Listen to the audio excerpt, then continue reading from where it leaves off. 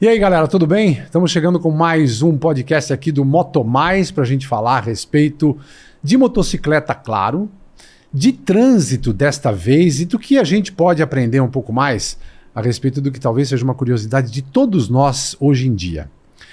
Falar de moto, falar de carro, falar de trânsito tem a ver com a administração entre as pessoas, né? Todo mundo tem que sair de casa para ir para algum lugar, ou de moto ou de carro. O trânsito é fundamental para a gente entender e para a gente ter um pouco mais de noção do que acontece à nossa volta para fazer com que esse trânsito seja cada vez mais fluido. É um problema de todos nós, uma cidade como São Paulo, Rio de Janeiro, as grandes cidades do Brasil, no mundo inteiro isso acontece, é a administração do que vai acontecer com todos nós que estamos nas ruas. Semáforos, principalmente. Os congestionamentos são cada vez mais constantes e atrapalham muito a vida da gente. E aí surge uma pergunta. Por que não usar inteligência artificial para resolver esses problemas? Inteligência artificial está cada vez mais sendo pauta para todo tipo de indústria. E é por isso que a gente recebe hoje aqui o Eduardo Ibrahim, que é o CEO da Humana AI, para conversar com a gente e ensinar um pouco para a gente, Eduardo. Você pode ter certeza que esse é só o primeiro papo que a gente vai ter, porque a inteligência artificial, como eu já aprendi com você, numa palestra que eu tive presente, a inteligência artificial ela se desenvolve todo dia. Enquanto a gente está gravando aqui, coisas novas estão acontecendo. No caso do trânsito, eu acho que ela... não sei se a gente percebe ela acontecer, se a gente não percebe o que já existe, mas ela talvez possa até resolver a nossa vida nesses grandes congestionamentos que a gente tem. Obrigado por você estar aqui com a gente. Obrigado você, Celso, pelo convite. Prazer te encontrar novamente. Eu acho que sim, acho que tem muito espaço ainda para melhoria do trânsito com inteligência artificial.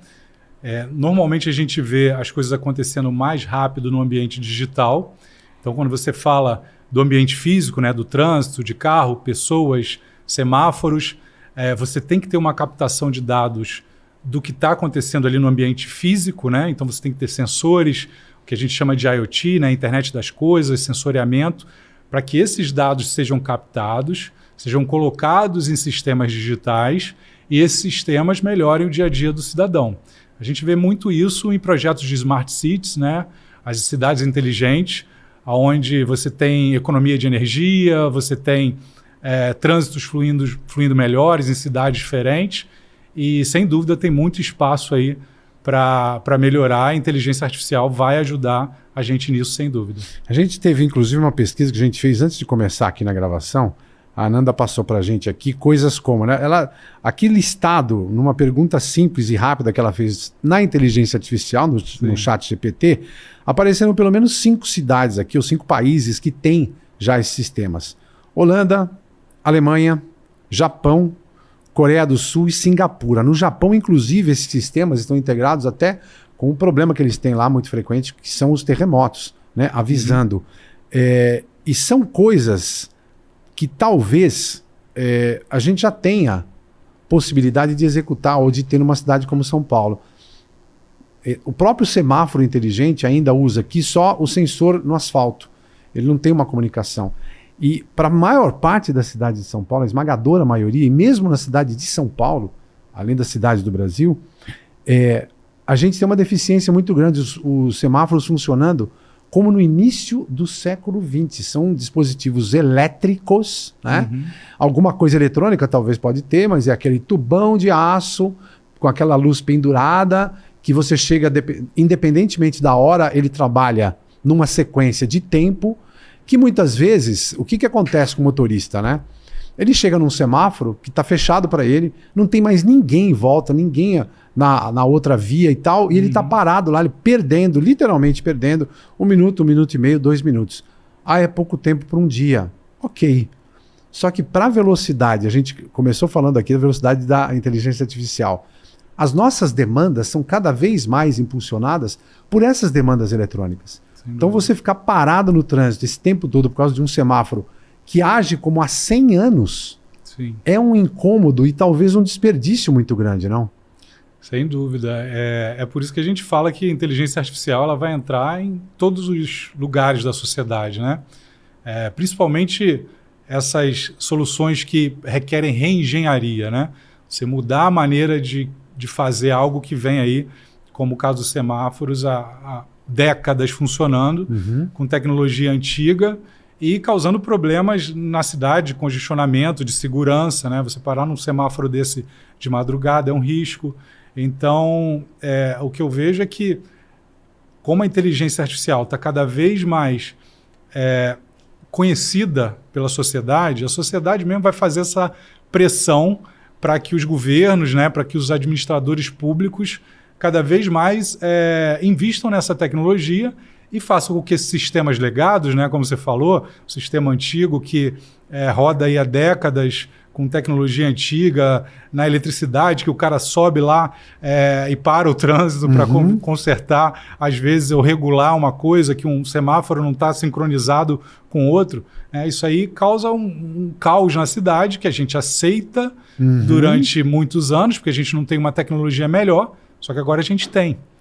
Então é por isso que a inteligência artificial, a gente vai dizendo isso o tempo todo, vai entrar em todas as esferas da sociedade. Porque tudo que a gente fazia no passado sem inteligência artificial pode ser feito melhor agora. Então a sociedade vai conhecendo, vai criando essa pressão para que os administradores públicos, no caso do semáforo, invistam nessa tecnologia e melhorem a vida da população, né? Precisa de muita coisa de mudança na infraestrutura da cidade para isso acontecer? Eu acho que da parte física, sim, tem um investimento a ser feito, né? Quando você pensa na tua automação da sua casa, né?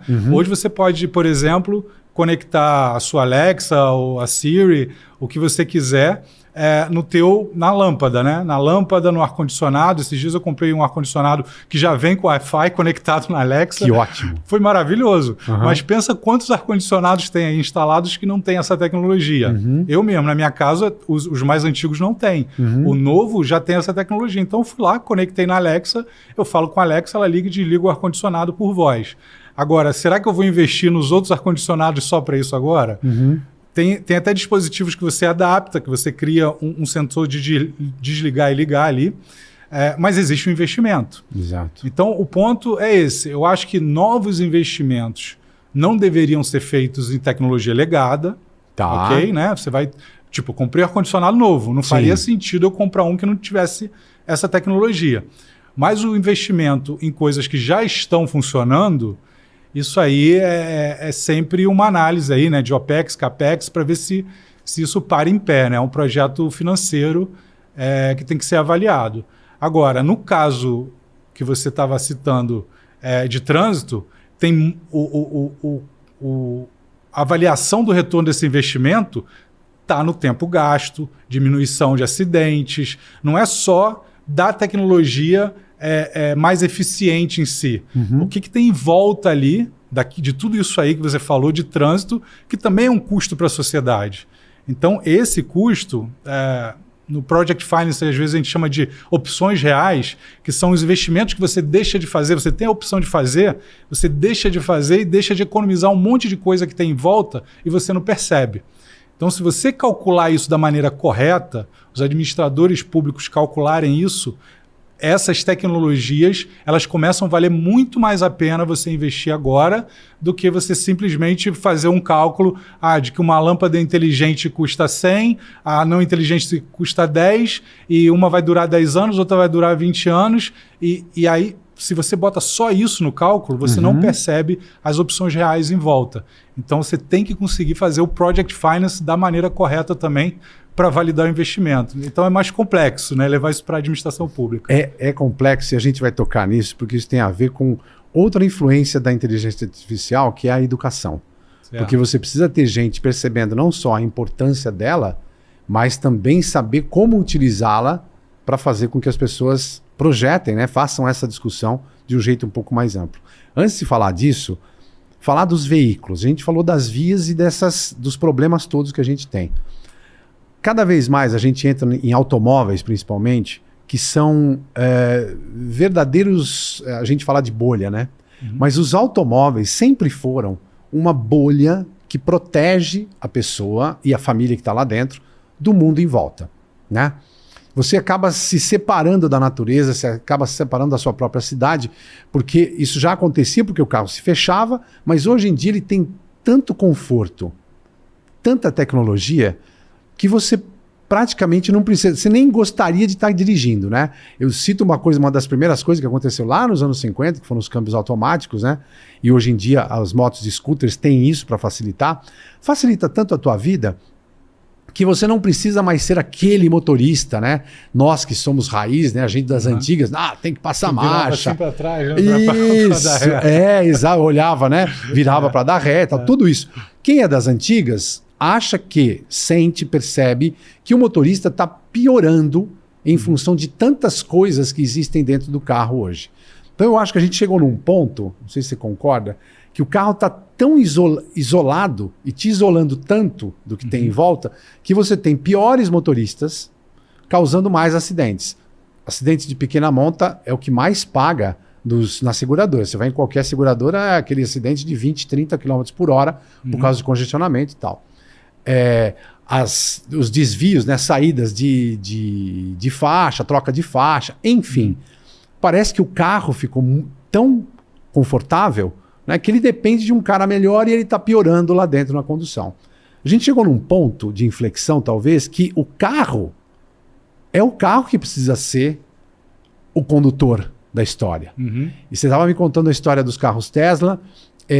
Eu queria que você falasse um pouco mais a respeito disso, que são possibilidades que também já estão operando. Sim.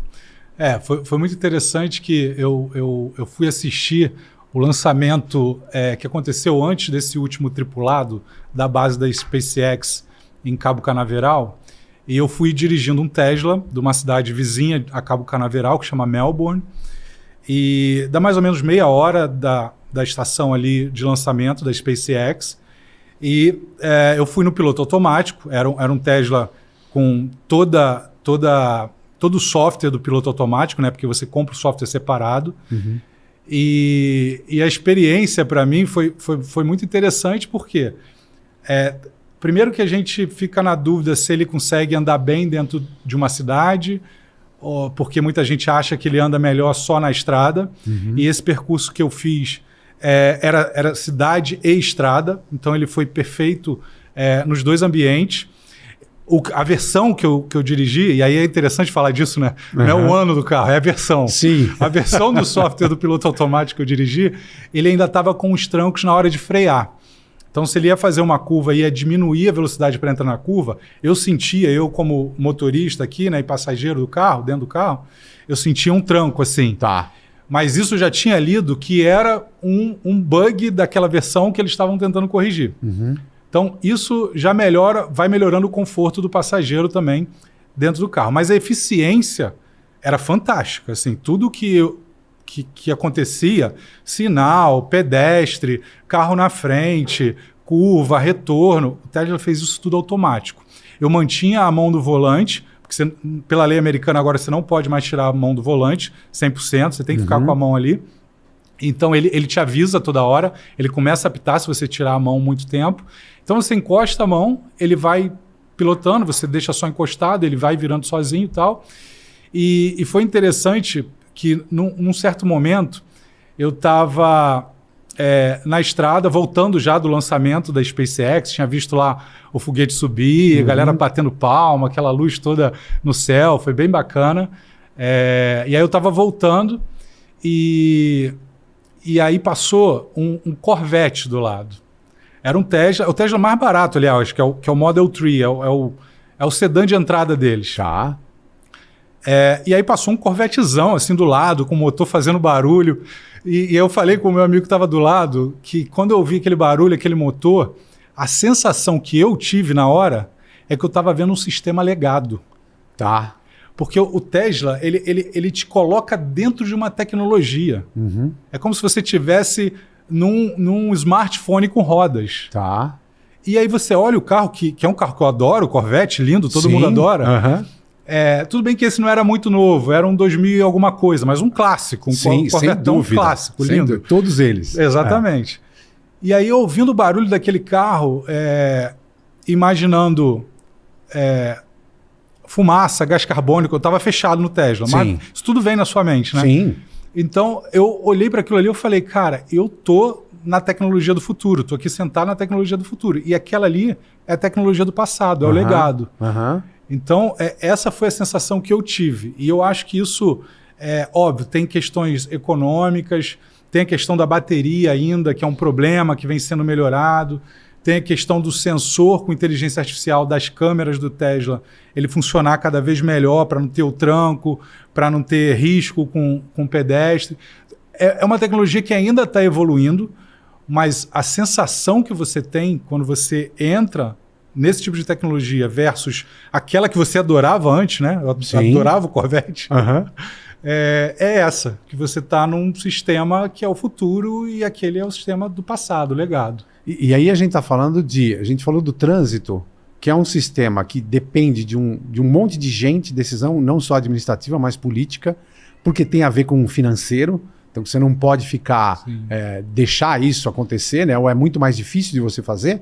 E passa para a questão da decisão do veículo, né? Se o veículo já tem essa capacidade, a possibilidade, ele talvez seja o caminho da gente entrar com um trânsito de inteligência artificial mais rápido. Esse é o caminho, é fazer o veículo. Sim, eu concordo.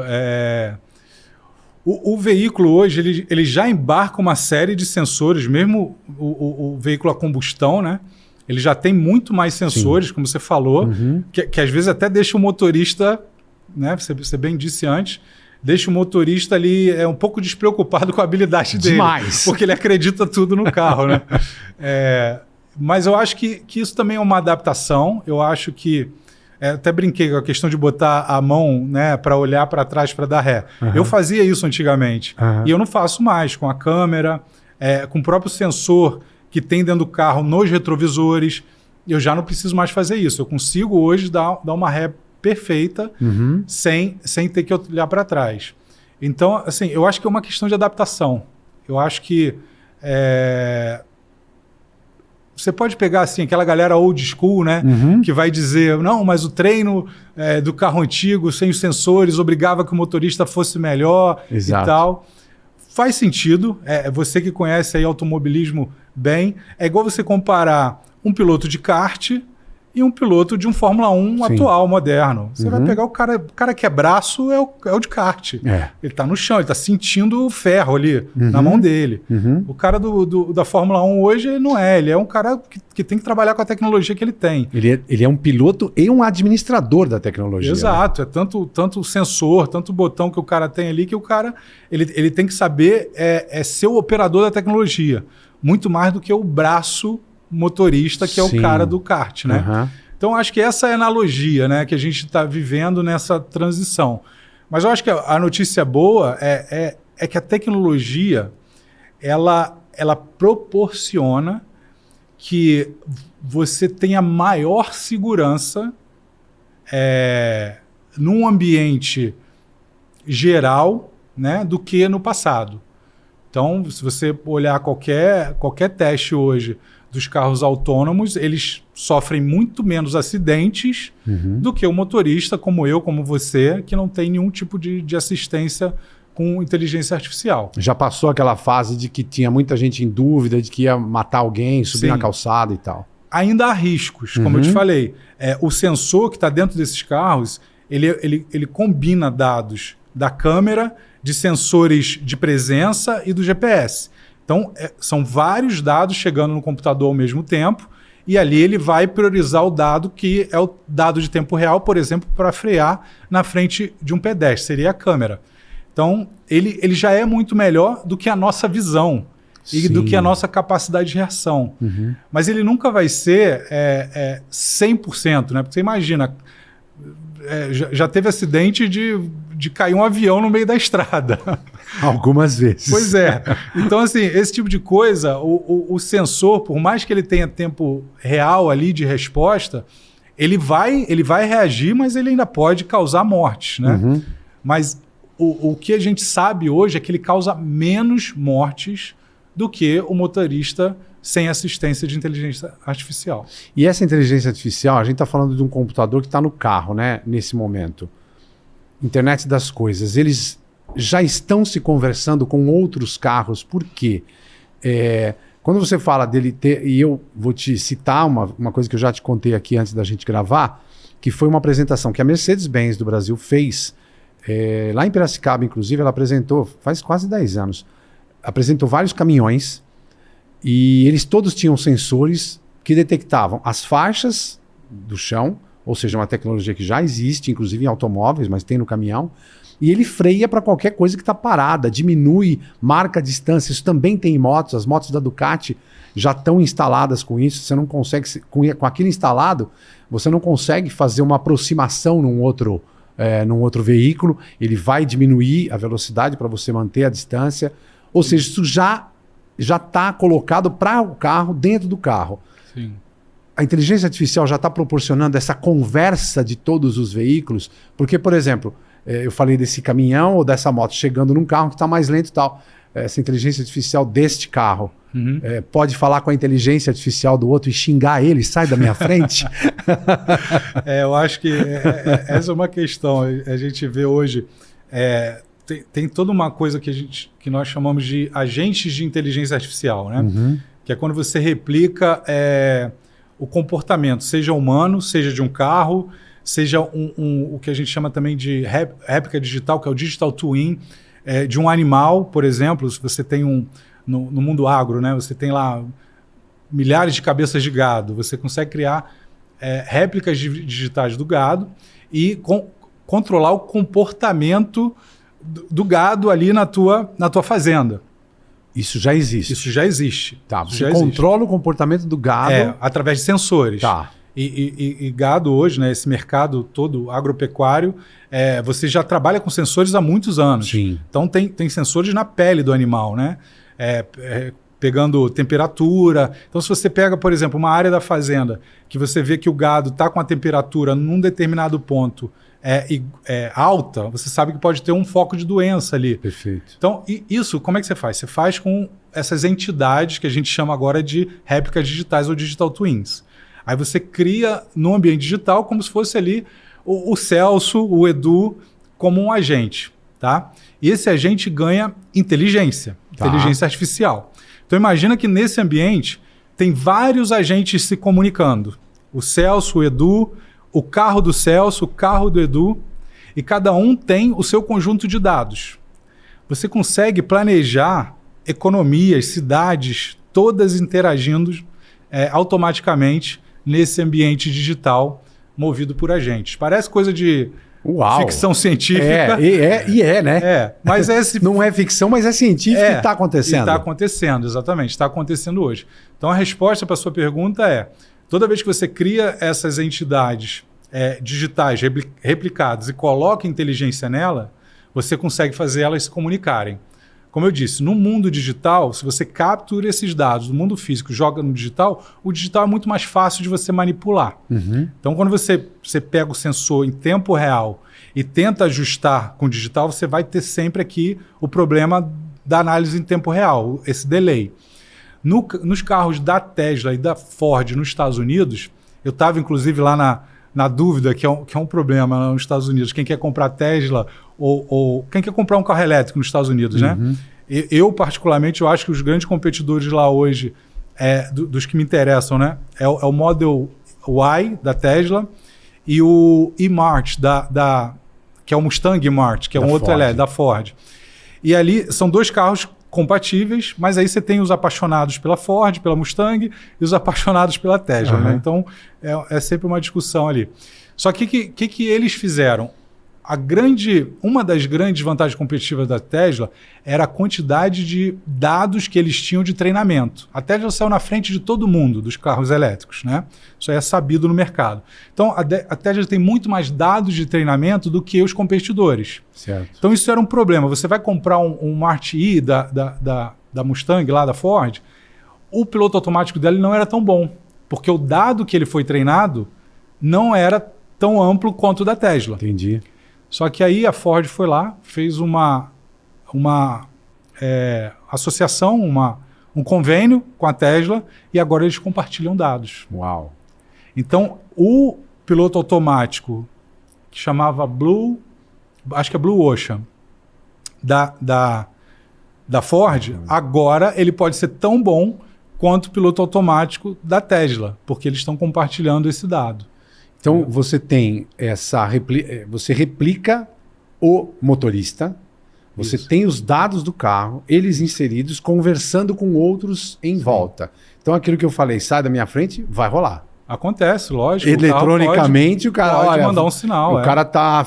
Nós estamos atrasados, nós temos que passar. Isso pode acontecer. Pode, sem dúvida. Porque hoje é o que eu falei, é uma tecnologia de 8, 10 anos atrás, em que o carro simplesmente para, a moto diminui a velocidade. Sim. Ela não tem a ver com as tuas prioridades, ela tem a ver com prioridade daquele instante parado, né? Não tem a dinâmica das coisas. Tem, não dá para passar, tem alguma coisa na frente, você vai se segurar. Mas eu imagino que também vai chegar num ponto em que essas inteligências e essas réplicas, né, também vão precisar entender que existe mais gente no lugar, porque a inteligência artificial, a mim pelo menos parece, que é para fazer com que a gente baixe um pouco a bola do indivíduo, não é não?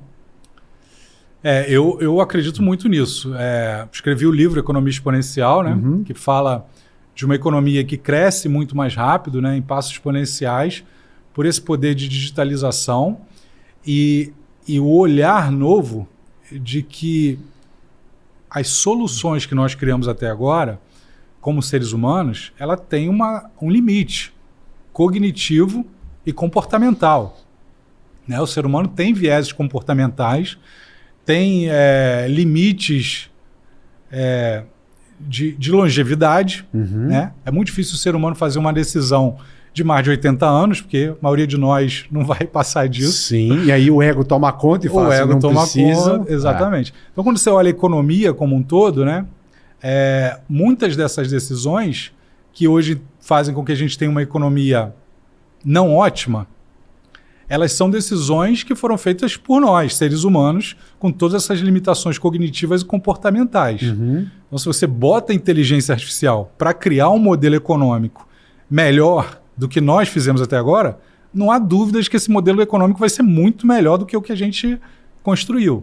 Então, pega essa analogia e faz para a engenharia automobilística, pega essa analogia e faz para o trânsito, para as cidades inteligentes.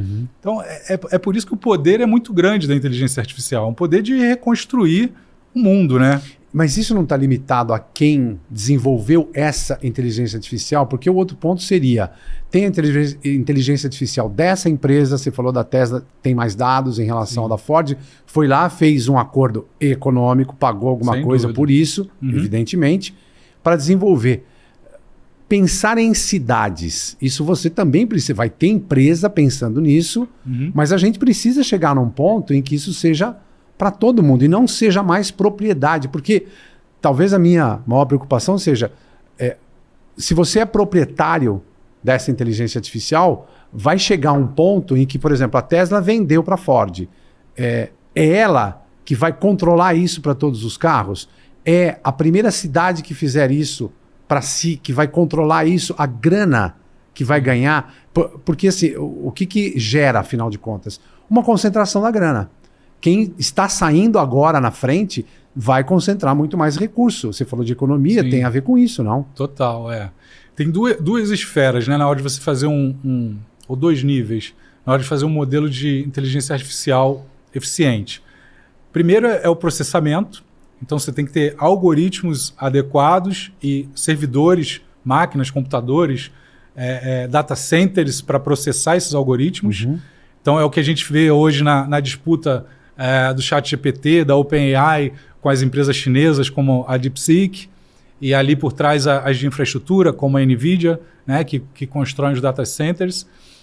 Então, esse é o nível de processamento. Então, você tem que ter o algoritmo bom, que está cada vez mais democratizado, público, através das iniciativas que a gente chama de open source, iniciativas abertas.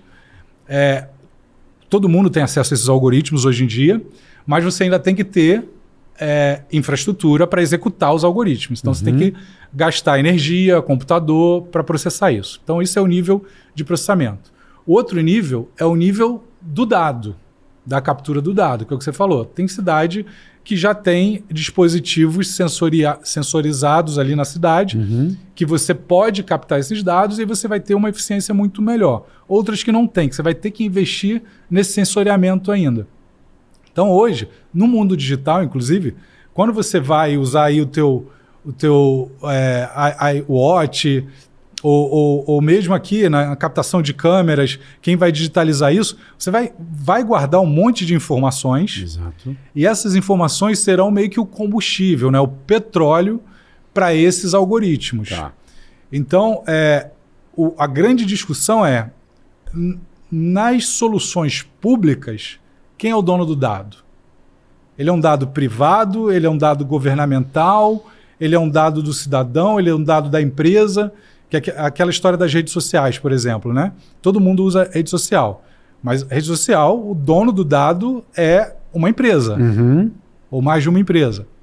Então, no passado, teve que ter lei para isso, né? Hoje em dia parece normal, não faz muito tempo, a gente teve que cobrar, conseguir baixar o dado seu individual que essas empresas capturam e você poder usar. Mas o cidadão comum nem sabe que dá para fazer isso e normalmente não usa esse dado para nada. Quem está usando é a empresa privada. Então, acho que a população em geral, né, e nós aqui que estamos trabalhando em tudo isso, a gente tem que conseguir dividir esses dois níveis, trabalhar no algoritmo, trabalhar no processamento e verificar quais os dados a gente tem que ter acesso para criar soluções que beneficiem a população como um todo, seja no trânsito, seja na economia. Então, é um assunto que, como eu disse, assim, pegando a analogia do Corvette com Tesla, eu não vou mais discutir a combustão, a octanagem, sabe? É por isso que discutir hoje economia do jeito que ela é feita não faz nem sentido.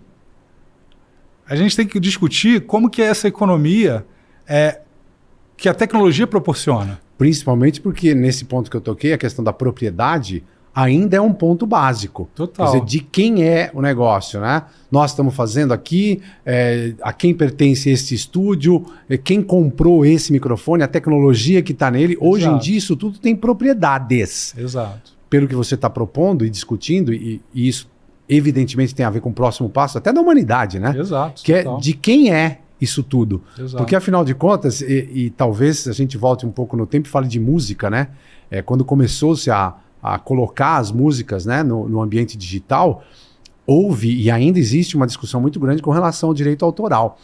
Mas a propriedade das músicas é uma coisa que foi discutida também de começo do século XX. Exato. Porque antes disso, ninguém falava de quem era a música, né? Era uma coisa muito menos discutida, a propriedade disso. Porque o cara, como é que ele ia rentabilizar? Se na verdade ele tinha que passar vamos falar de um Bach, por exemplo, né? De um Beethoven. Eles faziam a partitura e eles tocavam num teatro, e nesse teatro as pessoas pagavam para entrar, era mais ou menos como ele era remunerado. Não tinha uma gravação, né? Ele não tinha o print disso para vender para milhões de pessoas e ganhar muito dinheiro. Né? Hoje em dia, quando a gente fala de música, a gente retorna a antes disso. Infelizmente, para os músicos e para quem vive de música, hoje está diferente. Mas a gente vai chegar num ponto onde todas essas propriedades de conhecimento humano não vão ter mais essa questão do dono, que vai ficar milionário com isso. Adorei seu exemplo, porque é a primeira vez que eu ouço, né? Você foi bem lá atrás, desde do concerto musical do Beethoven, que monetizava, levando as pessoas para o teatro. Isso. Né? E que isso acabou, né? Esse exemplo foi bom, eu busco exemplos novos. Obrigado por você falar por isso. Isso aí, porque... Pois é, mas ninguém fala nisso, né? Isso já foi disruptado há séculos, né? Há quase um século aí. Então, esse movimento de disrupção da criação e de mudança de modelo de monetização, ele já acontece na história da humanidade, né? Então, o grande ponto é o seguinte, é que eu acho que no modelo que a gente segue hoje, né, que é o modelo que a gente chama de pós-moderno, o modelo industrial de economia e de sociedade, ele é um modelo que monetiza muito a capacidade intelectual do ser humano, através da própria propriedade intelectual que você falou, a criação, né? A criação da música, a criação da arte, a criação do livro, do texto, tudo isso é propriedade intelectual. E propriedade intelectual é o quê? É a capacidade cognitiva humana de criar alguma coisa. Em cima de um conhecimento que já existe. O conhecimento, né? As músicas, né? Falando de música, sempre falam isso, né? Tem uma música do Engenheiro, estou tentando lembrar a frase aqui, mas era algo desse tipo, né? Eu estou sempre criando algo em cima de uma ideia que alguém já teve. É isso. Né? Então, o ser humano é assim, mas o nosso ego, a nossa limitação de olhar a sociedade como um todo, sempre acha que é a ideia nova, que né, saiu do nada, e tem toda uma história ali que você não consegue perceber, até porque a consciência ela tem um limite muito curto de tempo de análise. E a inteligência artificial não. Né? Ela olha todo o histórico, tudo que aconteceu em qualquer lugar. Ela não tem o nosso limite biológico. Então, o ponto que eu acho é o seguinte, a gente está numa sociedade com inteligência artificial agora, onde o monopólio da inteligência que era do ser humano acabou. Perfeito. Então esse monopólio da inteligência que a gente não tem mais não pode ser o único motivo de monetização, de distribuição de renda. Então é por isso que a gente vê agora, em muitos países, quando você analisa a economia de muitos países agora, existe uma diminuição nas economias da contribuição da produção, ou seja, criação de bens e consumo, em relação à quantidade de contribuição dos serviços para a economia. Porque o serviço, o ser humano ainda faz um monte de coisa, né? Tem o médico, o enfermeiro, o professor, e a gente vai mudando essas profissões ao longo do tempo, junto com inteligência artificial. Eu trabalho muito nisso. Busco dentro da minha plataforma, na Humana AI, ter um ensino ali integrado com AI que substitui parte do que o professor faz, mas não substitui o professor inteiro. Perfeito. Né? Ele interage com o aluno ali, a inteligência artificial interage com o aluno, coisa que o professor não vai ficar do lado do aluno interagindo no chat GPT o tempo todo. Então eu automatizo essa parte e eu ganho escala para esse tipo de ensino. Mas a sala de aula ainda é do professor. O exercício, as dinâmicas, a interação social, isso ainda é o serviço do professor. Isso vai continuar existindo. A gente vai mudar, vai adaptar, vai integrar as tecnologias digitais, mas ainda vai continuar existindo. Então, a forma de monetizar, ela já está mudando e vai mudar mais ainda. E a gente tem que assumir que isso é a próxima versão da economia e da sociedade que a gente vai viver. Tem um gap, tem uma demora, no que tem ainda limitações físicas, vai demorar mais? Vai. Mas com o tempo, igual o exemplo do ar-condicionado, o novo vai substituir o legado. Vai se impondo cada vez mais. Vai se impondo cada vez mais, exatamente. A gente falou de veículo, a gente falou... Você já citou 2 modelos, a gente está falando de uma distância, e aí para voltar a falar do que está mais próximo da gente, quando que você vai ter esse tipo de tecnologia mais democratizado? Ainda dependemos da economia como ela é hoje, ou seja, a escala. Vai ter que ter muita produção disso para ter um preço acessível para mais gente. Você acha que todos os carros vão ter esse tipo de tecnologia daqui quanto tempo? Eu penso o seguinte, quando você olha qualquer startup hoje em dia, qualquer empresa de tecnologia, o mantra de todo mundo é democratizar alguma coisa. Né? Então, o último nível do avanço tecnológico é democratização. Porque quando você digitaliza um processo, existe uma tendência a você diminuir o custo marginal daquilo. O que é o custo marginal? É toda vez que você produz mais uma unidade, ou você precisa vender para mais um cliente, você tem um custo a mais para fazer aquilo ali. Imagina os bancos no passado, que antigamente precisavam receber um cliente novo na agência, aí tinha o custo do ar-condicionado, do cafezinho, do gerente, do computador, da energia, de tudo ali. E hoje em dia, você tem um cliente, o cara baixa o aplicativo no celular, o custo marginal de aquisição de cliente é praticamente zero para os bancos hoje. Sim. Então, isso é democratização do acesso. Tá? Então, esse é um mantra para qualquer tecnologia. E como eu disse no início, esse custo marginal, ele é mais próximo de zero quanto mais a tecnologia é digital e menos próximo de zero quanto mais ela é física. Perfeito. Tá? Então, com o tempo, todo custo na sociedade tende a diminuir. Alguns vão chegar a quase zero e vão estar sempre sendo democratizados. Outros vão ainda depender do mundo físico e vão diminuir muito e aumentar o acesso. Agora, de novo, isso tem muito a ver com a estrutura econômica, a história econômica da empresa. Vou te dar um outro exemplo nessa minha vida aí de Brasil, Estados Unidos, indo e voltando para lá toda hora. Qualquer carro que você vai alugar nos Estados Unidos hoje é no mínimo um Toyota ou um Nissan ali compatível com o Toyota Corolla. Tá? E todos esses carros que eu aluguei aí no último ano, por exemplo, todos eles já têm aquela tecnologia da faixa que você falou e da distância. Sim. Então, assim, é 100% dos carros. Então, você pode dizer que essa tecnologia já está democratizada lá? Tá. E o custo de alugar esse carro com essa tecnologia nos Estados Unidos é o mesmo de alugar um carro sem essa tecnologia no Brasil. Então, você vê uma economia que já é mais forte, que já democratizou através de uma série de questões aí históricas e estruturais, esses recursos na tecnologia, na economia, tem uma tecnologia muito mais acessível, fazendo com que o cidadão lá tenha mais segurança na estrada, porque essa é uma tecnologia de segurança. Perfeito. Se o cara sai da faixa ali, dá uma dormidinha e tal, o carro corrige. Se ele esquece de frear, olha para o lado, olha para o celular, que todo mundo hoje pega no celular dentro do carro, ele freia para você.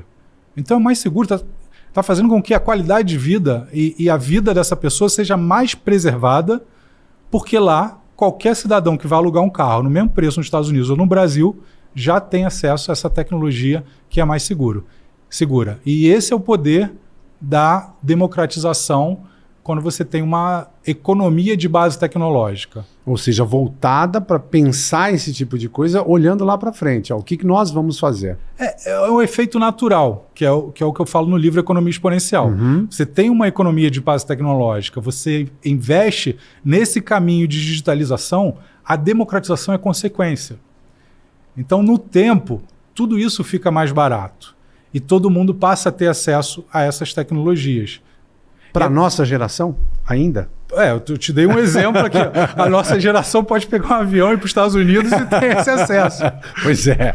Mas eu acredito também, a gente já tem carro elétrico no Brasil, né, mais acessível, que já vem de outro fabricante, não tão caro quanto a Tesla. Essa moto da Ducati que eu te falei, que tem esse sensor, já está aqui no mercado brasileiro, já faz isso. A moto é uma coisa interessante, né? Eu não quero esquecer de falar isso aqui. Nós vamos falar. Vamos falar de moto. Você quer começar a falar de moto agora? Eu só queria lembrar de uma coisa que eu não sei se eu te contei alguma vez.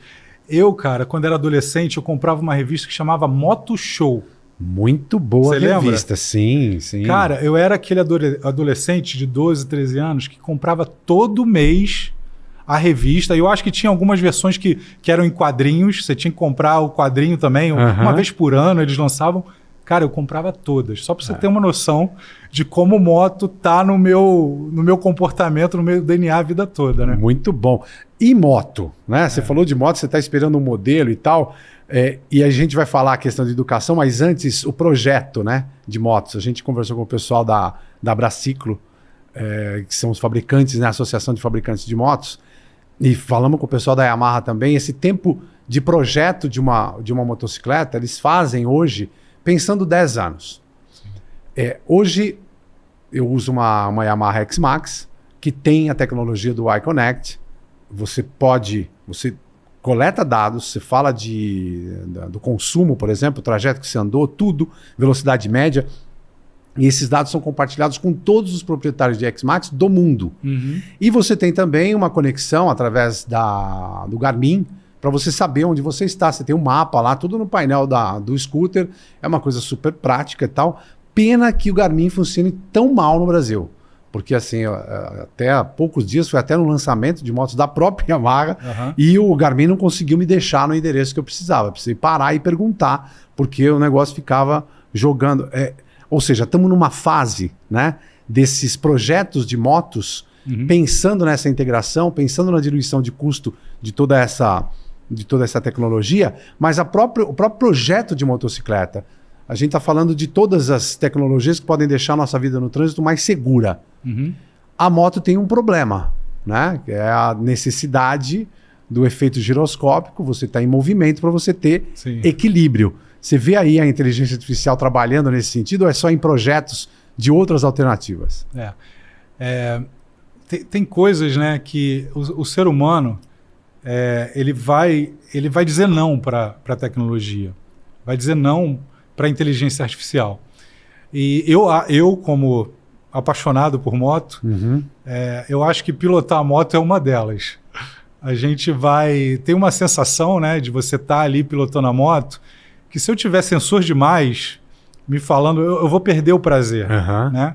No carro tudo bem, né? No carro tudo bem, porque para mim, sim, ele é mais um veículo meramente de transporte do que de prazer. Plenamente. A moto já é um veículo para o meu prazer ali de pilotar. Então, eu acho que até a indústria de moto meio que se beneficia disso, sabe?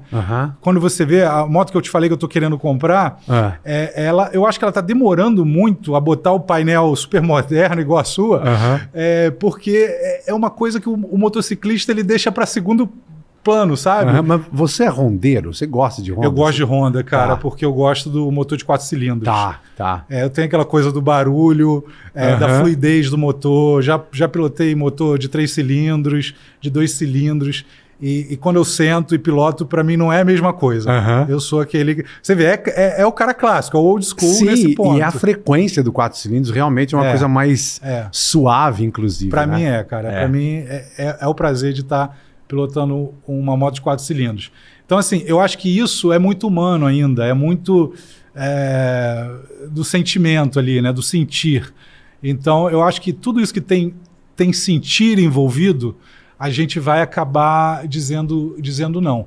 O que, para mim, né, que busco, às vezes, essas sensações, eu busco, além de toda a parte digital da minha vida, da minha profissão, eu sou um cara que eu gosto do meu dia a dia, do surf, da moto. Então são coisas humanas de você estar no seu dia a dia sentindo o que é ser humano. Não é à toa que o nome da minha empresa é Humana AI. Perfeito. Eu acho que o fator humano é muito importante ainda.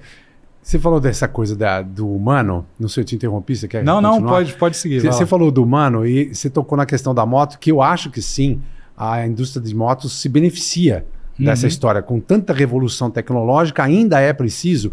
Eu fui no lançamento da Kawasaki, ela lançou a H2 sem carenagem. É uma moto que também a tecnologia baixou muito de preço. O valor que ela chegou no Brasil, eu fiquei assustado, quase comprei. Se eu tivesse dinheiro, nossa senhora. Não, a moto perfeita por causa do som. Ela tem lá um compressor. Ela funciona com um compressor que é o tempo todo girando, então ela cria um som a partir de uma determinada rotação, que é uma coisa que toma conta do ser humano, né? A inteligência artificial está em várias outras coisas, né? A própria questão ambiental nas motos, com computadores cada vez mais bem desenvolvidos para evitar aquilo que a gente ainda tem o consumo, né, de combustível, mas fazendo o equilíbrio dessa queima de combustível para agredir menos o meio ambiente.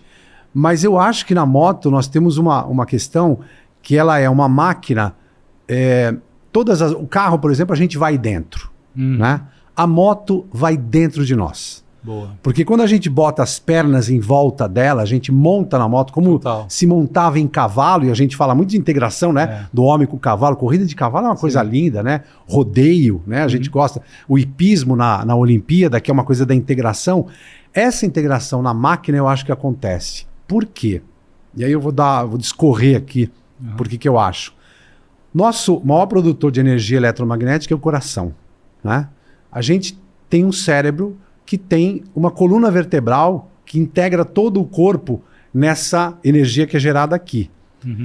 E quando a moto entra na gente, que a gente abraça com as pernas a moto, a gente se coloca em cima do motor, que é um gerador de energia eletromagnética.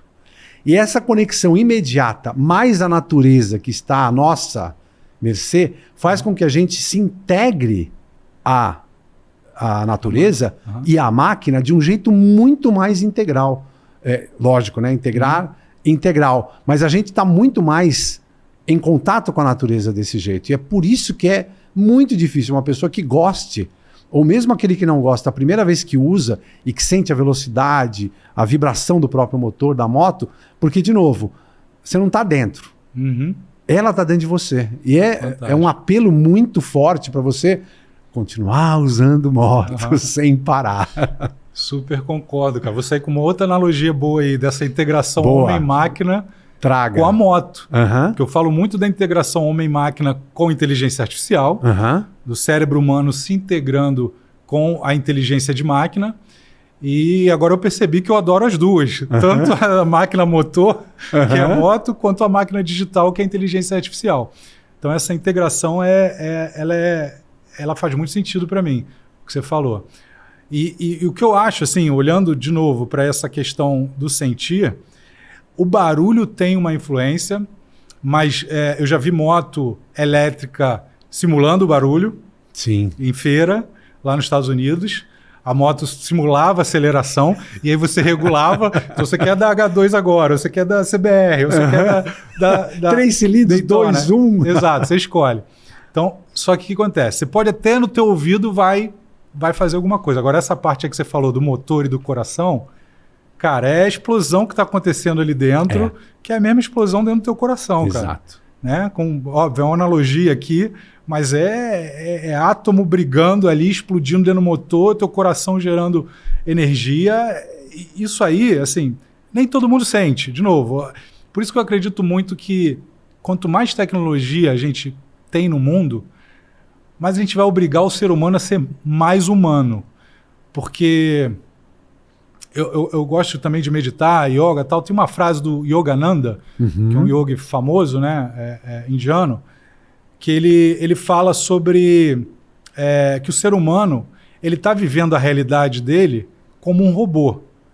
Isso ele morreu antes da inteligência artificial. Concordo. Então, tem muito ser humano que, independente de inteligência artificial, independente de qualquer máquina, já vive como um robô, que é desconectado desse sentir. Então, eu acho que quanto mais a gente discute sobre esse mundo de máquinas, de inteligências maiores do que inteligências humanas, mais a gente vai ser obrigado a se colocar no lugar de buscar coisas únicas do ser humano, que é o quê? O sentir. Então, é por isso que, em última análise, eu acredito muito nisso, que a tecnologia nos faz mais humanos. Porque quem estiver ouvindo a gente aqui e não entendeu isso que a gente falou sobre a explosão do coração e do motor, não conseguiu sentir isso ainda. Mas pode sentir de outros jeitos. Lógico. Mas tem gente que não consegue sentir de jeito nenhum, que é a galera robotizada. Então, eu acredito muito que a evolução da tecnologia vai fazer a gente olhar mais para dentro e mais para essa conexão humana com o sentir. Olhando o futuro, a gente vê uma coisa muito, ultra tecnológico e uma parte quase vintage, que é esse retorno total à base disso do sentir que você falou, que precisa de sentar na praia e ouvir o mar, né? Ir para uma montanha e ficar curtindo os cheiros, né? Os aromas vindo. Esse motor que você falou, né? Apesar de estar distante ali, mas sentir essa vibração toda, que é para a gente se conectar com o que a gente é, porque a base do ser humano ainda é um bicho. É isso aí. Né? A gente ainda é animal, somos mamíferos ainda, por mais que a gente evolua a cabeça. E eu acho que é uma hora boa da gente falar da humana, porque a gente vai falar de ensino, a gente vai falar de treinamento das pessoas, inclusive para entender a importância de você conhecer a inteligência artificial para se saber mais humano, não? Exato. Tudo isso aqui que eu te falei, eu busco aplicar na Humana AI. Né? A empresa ela nasceu justamente para olhar para esse lugar que a gente está indo, de uma integração humano-máquina com inteligência artificial, onde a nossa forma de pensar muda. Então, você pega hoje uma resolução de um problema dentro da empresa, ou um aluno dentro de uma universidade, você não consegue mais se ver fazendo de forma eficiente sem a integração com inteligência artificial. E isso é uma quebra de paradigma do jeito tradicional que o ser humano aprende e passa conhecimento. Né? A sala de aula é para você aprender e receber o conhecimento de um mestre ali, que é o professor. Quando você usa uma tecnologia como a inteligência artificial, você tem uma outra forma de interação com uma inteligência que nem a sua e nem a do professor. E essa inteligência artificial faz você refletir de uma maneira diferente, faz você pensar de uma maneira diferente, faz você aprender de uma maneira diferente e, em última análise, trabalhar e produzir, melhorar o mundo, melhorar a economia de uma maneira diferente, com muito mais poder do que quando essa tecnologia não existia. Então, o Humano AI ela tem uma série de treinamentos que buscam integrar esse ensino com AI ao dia a dia do cidadão. Então, tudo isso aqui que eu falei para você, a gente começa pelas empresas, né? A empresa ela precisa treinar os seus talentos, então a gente quer que as empresas virem rápido essa chave de produzir mais e mais rápido e melhor com inteligência artificial. Mas essa educação que a gente vem fazendo na Humana, para mim, ela é uma educação que ela vai permear todos os níveis da sociedade, do ensino básico ao ensino universitário, para fazer com que o cidadão não só seja mais produtivo, mas também com que ele consiga resolver mais problemas na sociedade e, em último momento ali da vida dele, consiga também analisar o que é da máquina e o que é dele. A máquina ajude ele também a saber o que é só humano, o que é só o sentir. E aí na relação lá do vendedor, do professor, da enfermeira, em vez de você ser um profissional robotizado, né?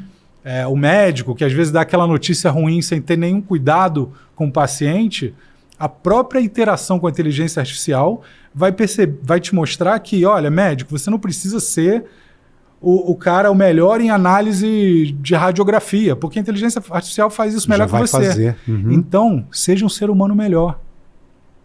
Seja um médico melhor, que trate melhor seu paciente.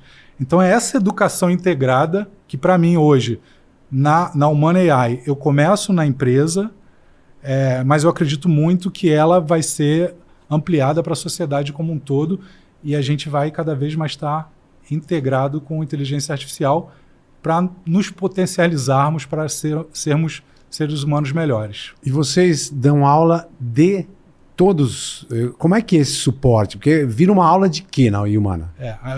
Hoje eu pego, por exemplo, uma empresa, vamos supor aqui que no Moto Mais você queira fazer um treinamento com conhecimento do Celso, mas sobre motociclismo e toda a base de conhecimento aí de coisas de cultura, de conversas. Que já existe no universo. Eu pego esse conhecimento seu, primeiro único, que é o da sua cultura e da cultura da tua empresa, do teu podcast, e junto com o que tem no mundo, que são os LLMs, né, inteligência artificial ampla, que, por exemplo, ChatGPT, Gemini, Claude, e eu gero um conteúdo customizado com o tema que você quiser, com os tópicos que você quiser, com a linguagem do Celso, com a personalidade do Celso. Então vai ter um avatar do Celso Miranda dando aula, com o avatar do Celso Miranda, para o público dele, para os alunos dele, com a visão do Celso Miranda, mas com o poder da inteligência artificial.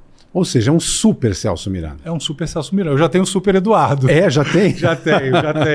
Se você acessar hoje humana-ai.com ou humanauniversity.ai, você vai ver lá o meu avatar e todos esses conteúdos que eu falei, customizados para a empresa, a gente faz com diversos avatares, meus, dos executivos, pode ter o do Celso lá, para que a gente leve essa educação integrada com AI de maneira mais ampla possível para a sociedade. Uau! Isso vai fazer com que todo esse conhecimento se integre de uma forma das pessoas que têm, no caso, um interesse em saber de moto através do jeito que eu faço. Isso? Seria isso? Exatamente. Para dar um curso, para fazer um curso. Lógico que isso tem um tamanho, um escopo específico. Olha, vai ser um curso de pilotagem, eu vou falar a história do motor e tal. Os tópicos.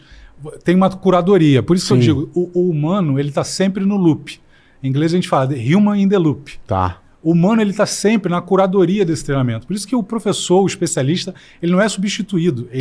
Existe uma mudança grande na forma de ensinar. E aí você tem o profissional que se adapta a isso e integra a inteligência artificial na sua profissão e escala o seu treinamento. Se a gente pegar a educação, cara, educação a maior parte da população não tem acesso ainda. Sem dúvida. E não é só educação, é saúde, é segurança, tudo que a gente pode ampliar com tecnologia, a gente tem escassez de profissional. Então, se você trabalhar da maneira correta, mais gente é atendida e mais gente monetiza. Então, esse é que é o ponto. Você encontrar o modelo correto de colocar o human in the loop, o humano dentro do loop, com a tecnologia que amplia a capacidade dele, nesse caso, né, que a gente está falando aí, de ensinar. Então, é muito isso que eu acredito, que eu tenho trabalhado aí o último ano todo no Brasil, nos Estados Unidos, e agora a gente está com bastante clientes aí na área corporativa fazendo isso crescer. E é muito legal porque eu começo a imaginar, o próprio, como a gente começou na conversa aqui, falar do desenvolvimento de novos carros, de novas motos, todo esse escritório, por exemplo, que faz o desenvolvimento, vai usar isso tudo, ou já deve estar usando todo esse conhecimento para fazer novos projetos, mas aí você está falando de treinar os primeiros engenheiros, os futuros engenheiros a já estar com essas ferramentas na mão para entrar nesse universo. É mais ou menos como, olha, eu vou entrar vou ter que atravessar uma floresta, mas agora eu sei tudo o que tem dentro dela que pode melhorar, inclusive, a minha passagem por ela.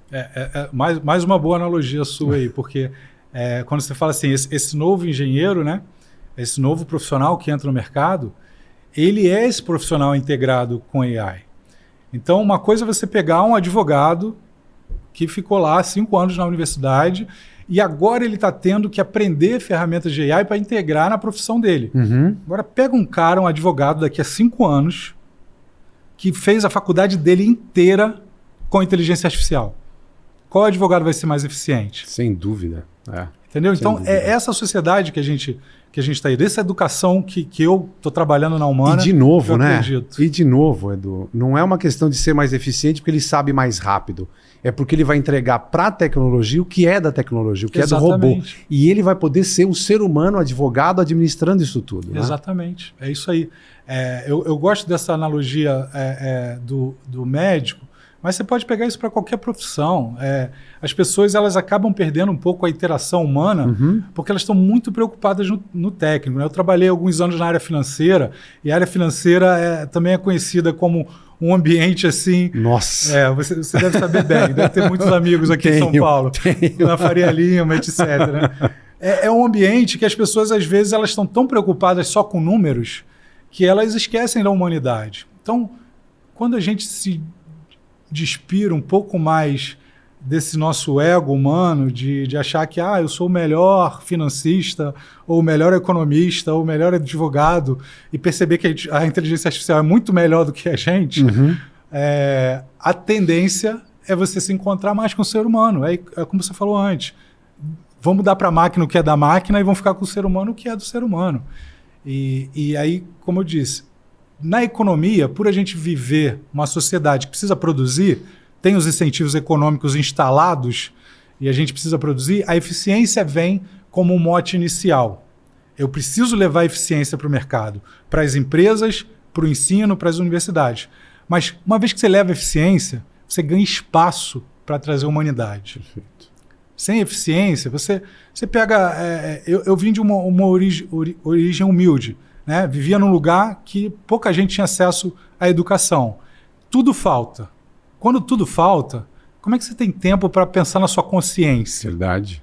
No outro. Então, a eficiência ela gera uma sociedade com mais recursos, mais abundante de recursos, e essa eficiência é que dá espaço para as pessoas olharem de volta para si mesmo e poder serem mais humanos. É nisso que eu acredito. Edu, eu tenho certeza que esse é só o nosso primeiro papo, tá bom? Tá bom.